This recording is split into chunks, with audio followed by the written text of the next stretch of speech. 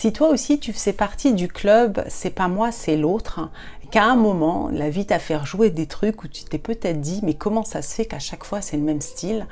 Et que du coup ça t'interpelle sur peut-être que j'ai ma part là-dedans.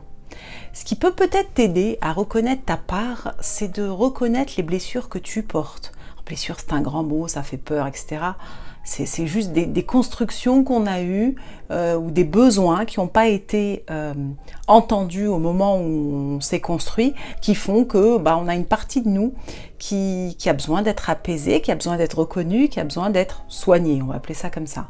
Les blessures, c'est ces fameuses blessures, la blessure de rejet, d'humiliation, de non-reconnaissance, d'injustice, de trahison, de maltraitance. Comment savoir si tu la portes? C'est ce qui te revient dans tes relations difficiles souvent. Par exemple, si on a été rejeté, on va souvent se dire « mais je me sens rejeté, je me sens pas entendu ». Humilié, je me sens humiliée. Souvent dans mes relations, je vais être humiliée ou je vais être abandonnée ou maltraitée d'une certaine façon. Ça peut être de la maltraitance physique, si c'est quelque chose que j'ai connu dans mon histoire, ou verbale, et tout, c'est si j'ai connu dans mon histoire. Tout ce qu'on attire à nous, un peu comme un aimant, c'est comment on s'est construit.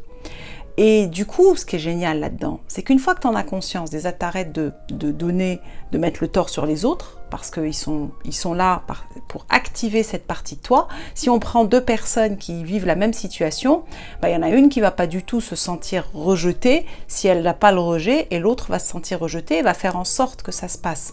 Donc du coup, ce qui est génial là-dedans, c'est quand tu réalises quelle blessure tu portes.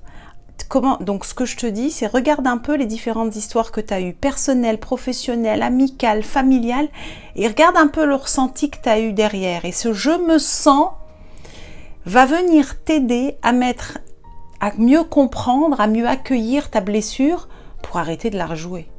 Pour, en même temps, déjà, ne pas te rejeter toi, ne pas te trahir toi, ne pas t'humilier toi, te reconnaître toi.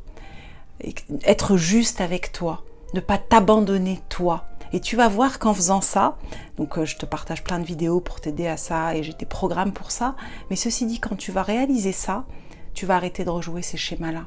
Et tu vas toi déjà ouvrir ton cœur avec toi. Et ça en vaut le détour. Donc à ton avis, avec ton histoire à toi, qu'est-ce que tu rejoues? Qu'est-ce que tu portes comme essence toi, comme bobo? Je t'envoie beaucoup d'amour.